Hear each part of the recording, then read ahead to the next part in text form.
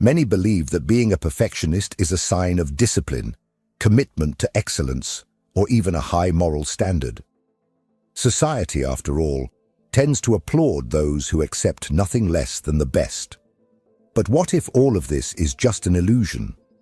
What if, behind this relentless pursuit of perfection, there is not a strength, but a weakness, an unconscious strategy to avoid facing something much more frightening, the true potential that each individual carries within themselves? For Carl Gustav Jung, perfectionism is not necessarily a virtue. In the view of the Swiss psychiatrist, it can be a sophisticated mechanism of self-sabotage. The human mind, Jung says, creates masks, the so-called personas, to hide parts of the self that it fears to expose to the world. And, in many cases, perfectionism is precisely that mask, an impeccable facade that protects the individual not only from external judgment, but above all, from the terror of having to take responsibility for their own greatness. Imagine someone who dreams of writing a book, launching a business, changing careers, or even speaking in public. This person spends years studying, planning, adjusting every detail. But they never start.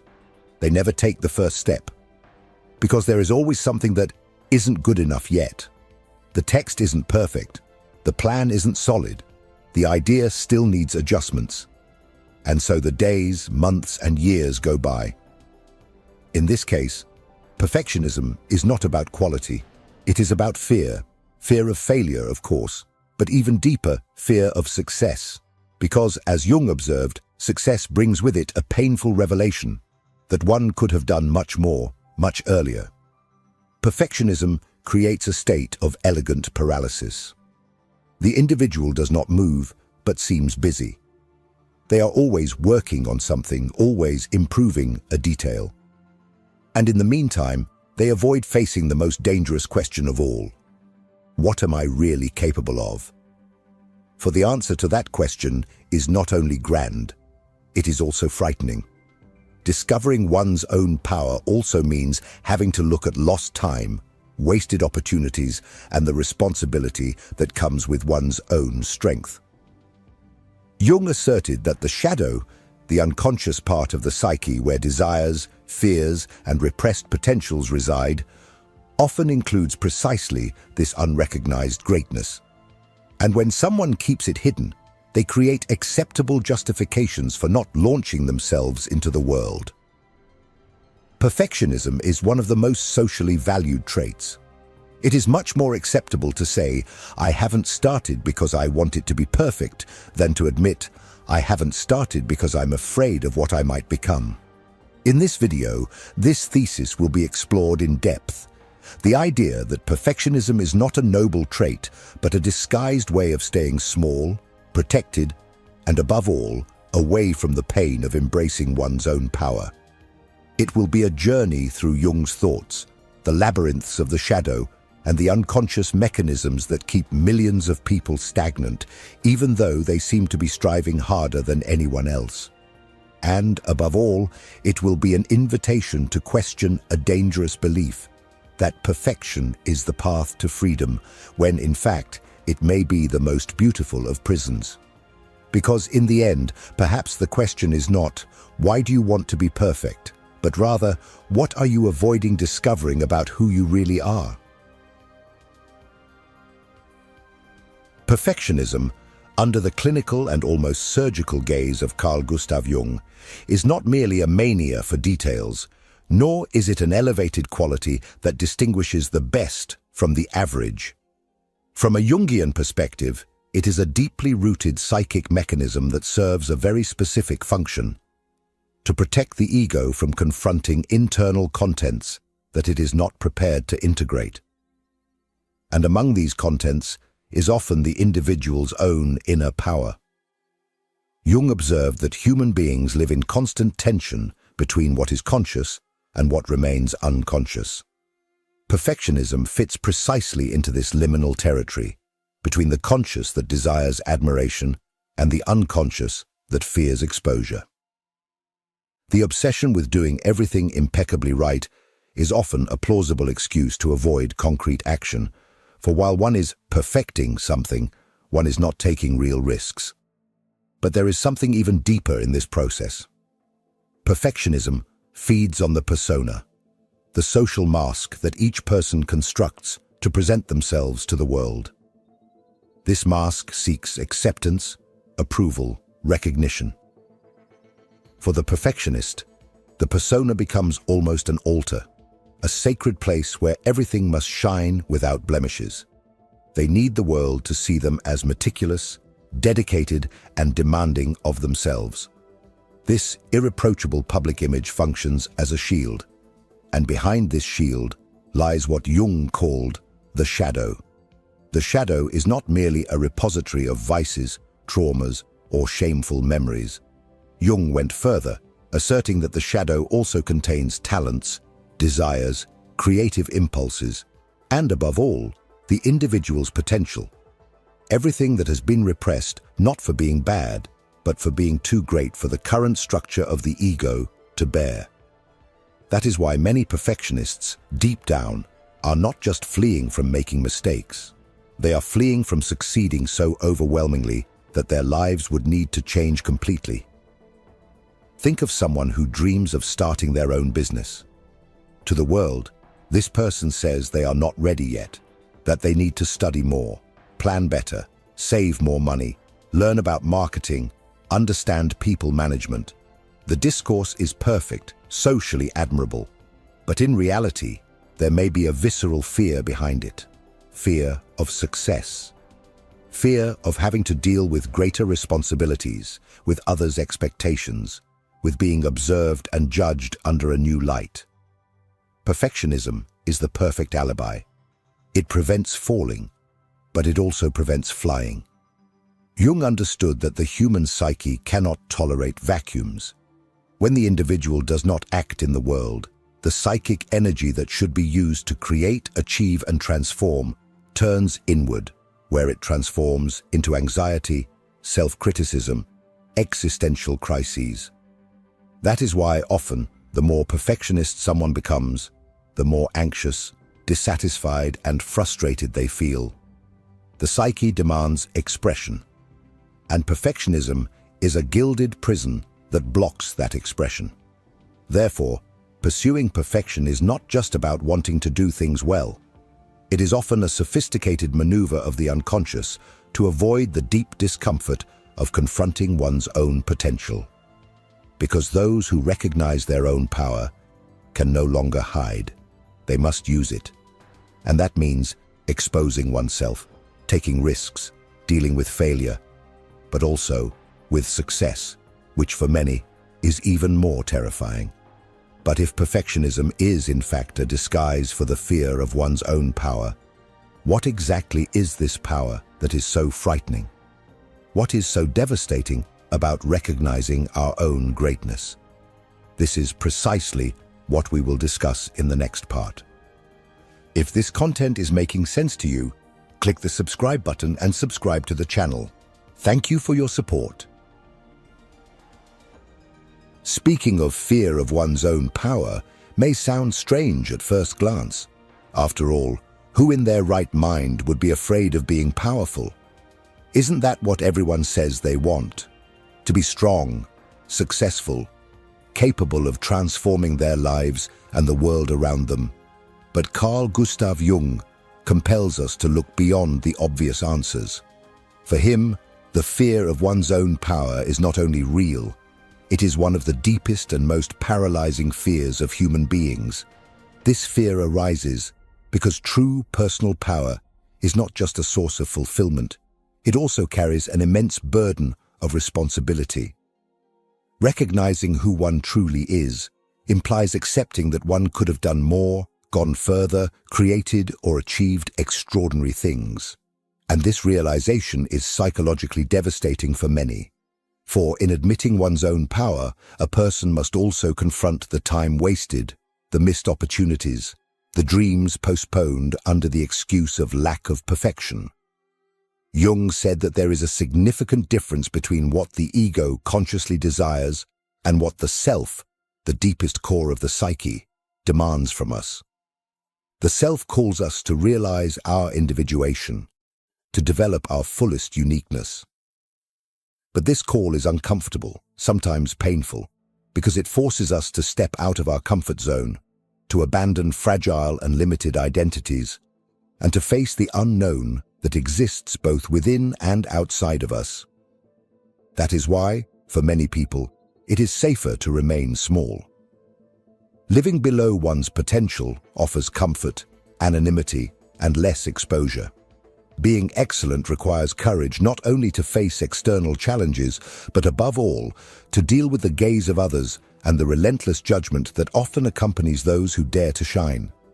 Because society, even if it claims to value genius, often punishes those who stand out too much. Those who appear too great become targets of envy, suffocating expectations, or even hostility. Furthermore, there is the weight of one's own shadow. Jung stated that everything we repress, including our greatness, ends up in the shadow. And what remains in the shadow begins to exert unconscious influence over us.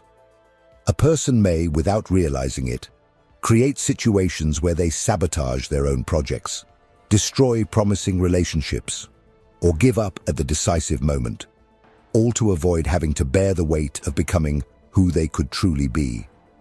Because realizing one's power implies having to live up to it.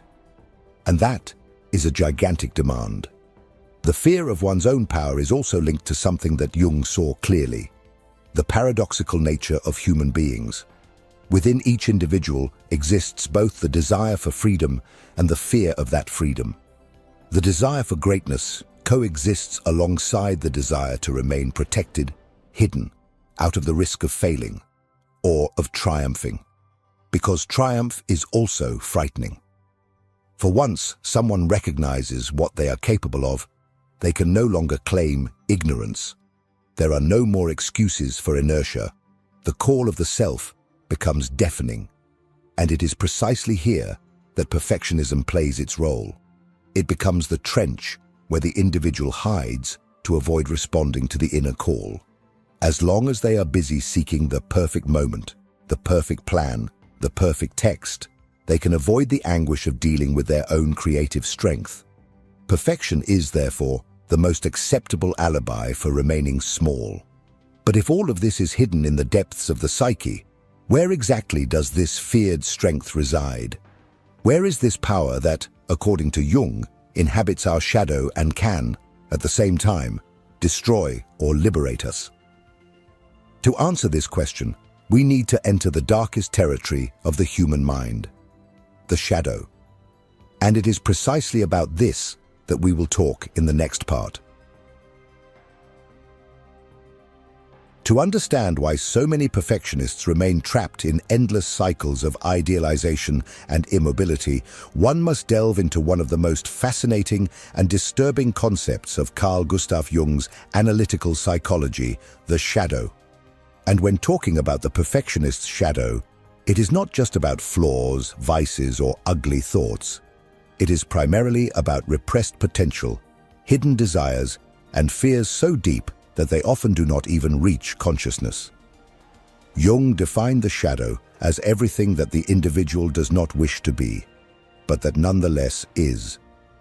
These are aspects, qualities, impulses, abilities, and feelings that have been banished from consciousness because they did not fit the socially acceptable image, the persona, that each person has constructed for themselves.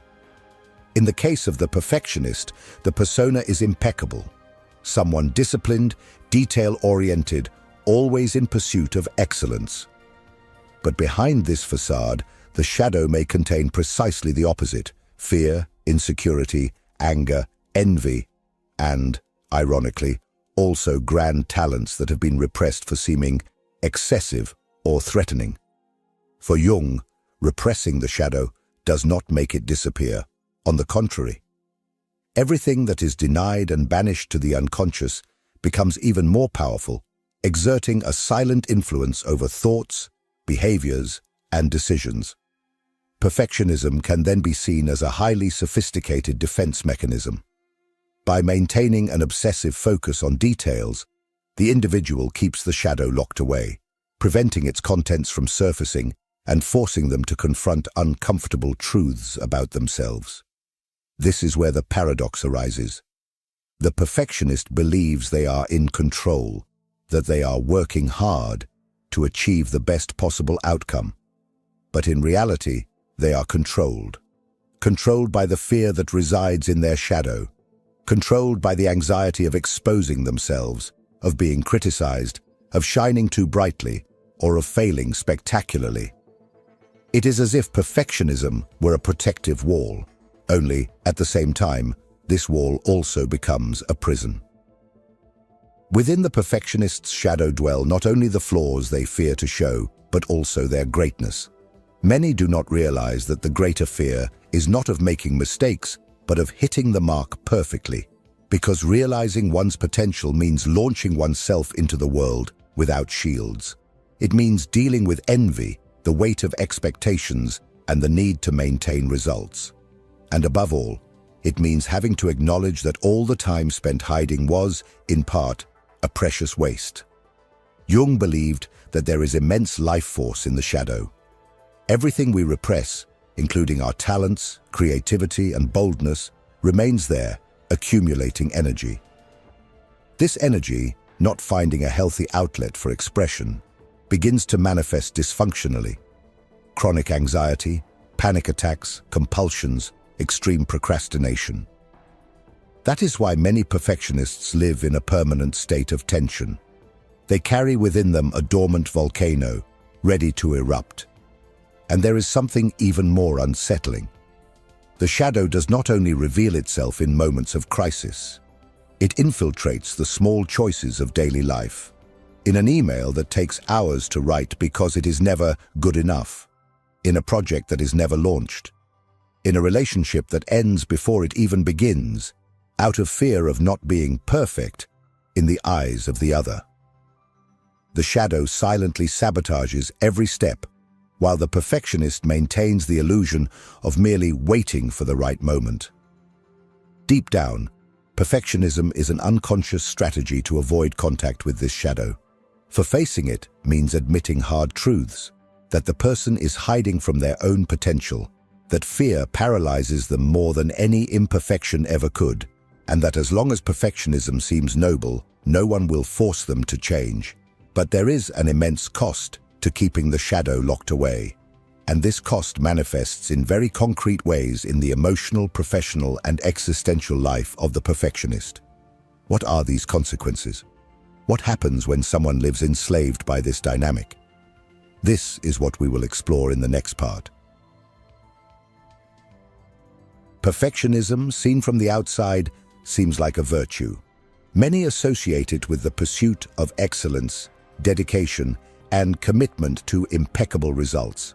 But those who live within this armor know that the psychological cost is devastating. For Gustav Jung, everything that is kept repressed or not lived comes at a price. In the case of the perfectionist, the cost often manifests as anxiety, guilt, paralysis, and a chronically dissatisfied life, despite often appearing successful in the eyes of the world. One of the greatest traps of perfectionism is the constant illusion of being almost ready. The individual is always one step away from starting, launching, exposing themselves, but never gets there. This eternal wait for the perfect moment drains vital energy.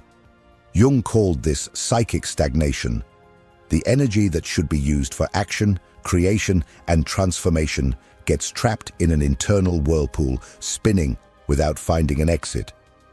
That's why many perfectionists live exhausted, even when they seem to be doing nothing concrete.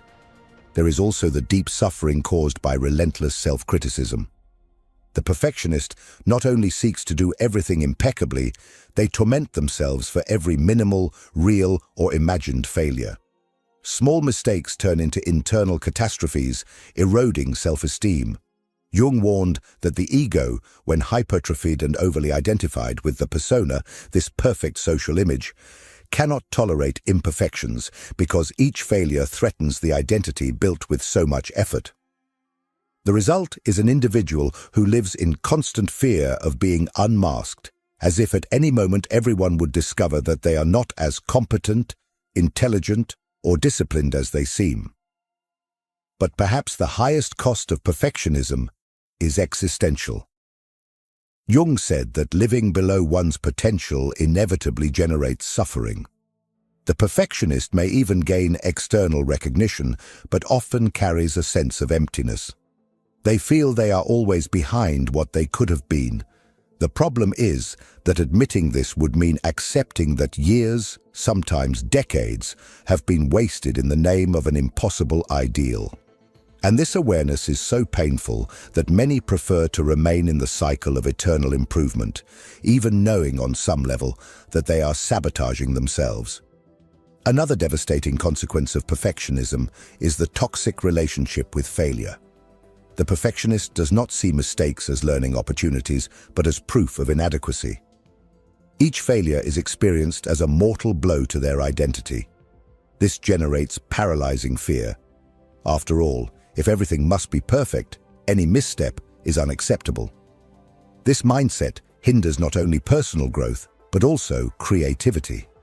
For innovating means experimenting, taking risks, and accepting that many attempts will be imperfect. There is also the impact on relationships. The perfectionist is not only demanding of themselves, but often projects their high expectations onto others. Partners, co-workers, friends, everyone ends up being measured by the yardstick of perfection. This creates distance, conflicts, and a chronic feeling of loneliness. Because deep down, no one can meet such rigid standards, not even the perfectionists themselves. In the book, The Undiscovered Self, Jung warns that the modern individual, by losing contact with their true self, becomes vulnerable to external pressures and ends up living according to others' expectations. The perfectionist is a living example of this. They are so busy trying to maintain the impeccable mask that they disconnect from who they really are. And in this process, they become increasingly vulnerable to identity crises, anxiety, and even depression. However, Jung also believed that there is a way out. But it does not lie in forcefully destroying perfectionism, nor in accepting mediocrity. The solution is something much deeper: to recognize, integrate, and transform the energy that is currently trapped in this destructive cycle. For what currently imprisons can, when brought to consciousness, become fuel for a much more authentic life. But how to break this cycle? How to use one's own imperfection as a path to freedom, rather than imprisonment? To answer this, we need to understand how Jung viewed the path to overcoming these patterns and how we can, in practice, begin to break free from this golden prison. This is what we will discuss in the next part. If what you're hearing resonates with you, you'll find real value in my ebooks. Beyond the Shadow breaks down Jung's core ideas, while Dialogues with the Unconscious gives you a 30-day path to apply them in your life. Both are linked in the pinned comment. If there is something that differentiates Carl Gustav Jung from so many other thinkers in psychology, it is his radically transformative view of human suffering. For Jung, symptoms, anxiety, compulsions, blockages are not just problems to be eliminated, but messages from the unconscious. They are invitations, sometimes brutal, for the individual to discover something essential about themselves. In the case of perfectionism, the message is clear. There is an inner power that is being suffocated. There is an unlived life that demands to finally come to the surface. Jung did not see perfectionism as a moral flaw. He understood it as a legitimate psychic defense, created to protect the ego from confronting internal contents that still seem too great, too dangerous to be faced.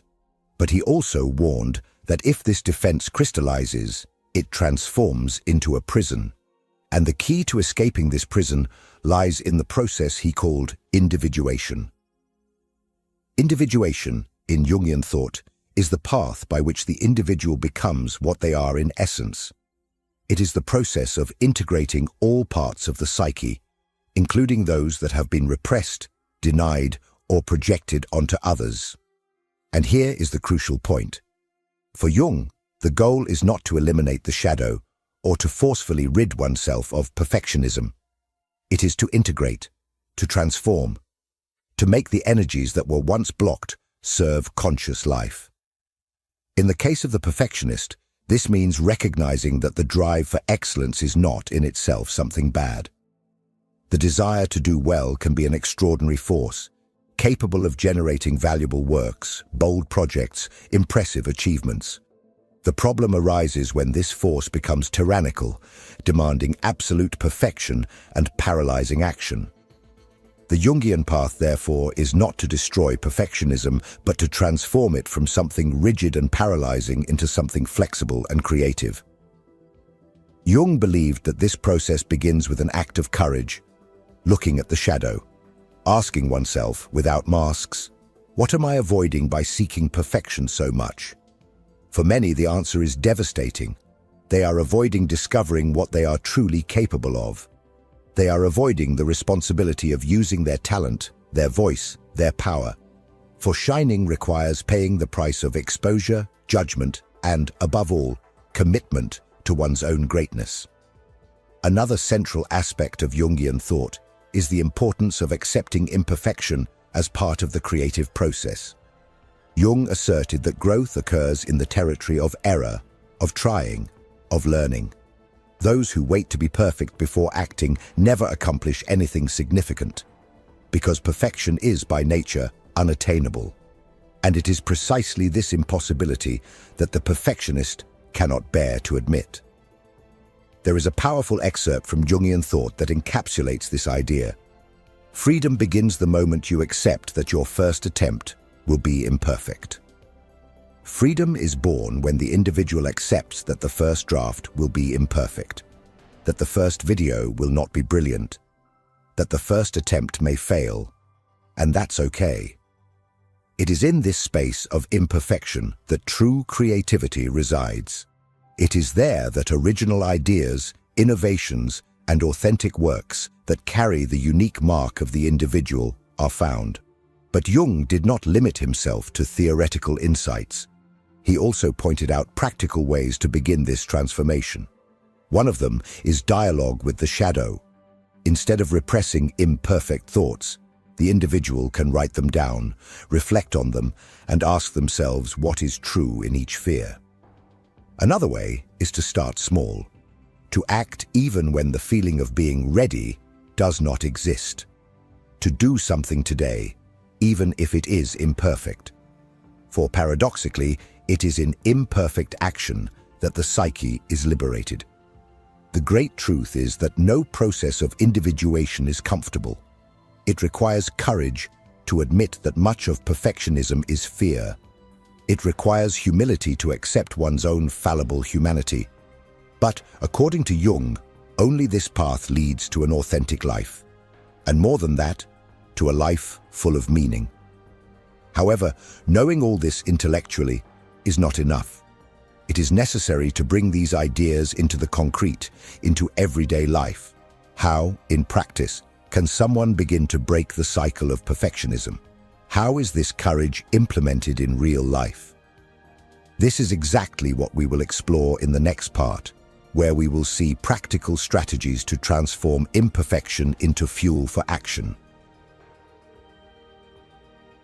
After delving into the depths of the human psyche, perhaps the most important question remains for many. What do I do now? Because intellectually, understanding that perfectionism is a form of fear is not enough. Knowing that there is a latent power hidden beneath layers of demand and self-criticism is also insufficient. Action is required. It is necessary to bring into daily reality everything that Jung taught us about individuation, shadow, and integration. The truth is simple but painful. As long as someone is waiting for the perfect moment, the perfect idea, or the perfect execution, life will pass by. Perfectionism robs not only external opportunities, but also the chance to discover who you truly are. Jung said that suffering arises not from living a difficult life, but from living a life that is not ours. Perfectionism, in this sense, is an elegant trap that keeps many people stuck in small, safe, and deeply unsatisfying existences. So, how do we begin to break this cycle? Here are some concrete practices inspired by both Jungian psychology and modern applied psychology techniques. First, act before you are ready. The initial impulse should come from action, not thought. If you are writing a text, finish the draft without worrying about whether it is perfect. If you have a project, launch it, even if it is not the final version. Jung believed that the self can only fully emerge when it is lived in the real world, not just contemplated in the mind. Second, set clear limits for preparation. Give yourself a short, almost uncomfortable deadline to plan. Then commit to acting. Because each additional day in the preparation phase feeds the illusion that you are still not good enough. Perfection is not in endless preparation, but in the courage to correct as you go. Third, start to dialogue with your shadow. When you feel fear, shame, or blockage, instead of fleeing, sit down and write. What am I really afraid of here? What is the worst that could happen if I do this imperfectly? Often, just naming the fear diminishes its power. Fourth, accept that the first version of anything will be imperfect, and that's okay. Jung said that psychic energy needs to flow. When we block it, it turns into anguish. It is better to produce something imperfect than to remain paralyzed. Fifth, develop small conscious victories against perfectionism. Choose something simple to do deliberately in a good enough way. It could be writing a text without obsessively revising, recording a video without repeating dozens of times, or simply allowing yourself to submit something that is 80% good. Each victory of this kind creates new neural connections that challenge the paralysis cycle. Finally, remember that imperfect action always outweighs perfect inaction. This is one of the greatest truths that Jung indirectly bequeathed to us. We are transformed not by thought, but by action. Perfectionism makes it seem like you are being careful, discerning, responsible. But often it is just fear dressed as virtue, and this fear, if not confronted, will steal years from your life, your talents, and the impact you could have on the world. Jung calls us to something much greater, to be whole, even in imperfection, because it is precisely in the vulnerability of real action that our true power resides. So here is the invitation. What are you postponing in the name of perfection? Share in the comments. Talk about the project you are waiting to finish, about the idea that is stuck on paper, or about the fear that paralyzes you. Shine a light on your shadow. You will realize that you are not alone. And if this video has brought deep reflections to you, continue watching the next video on the channel.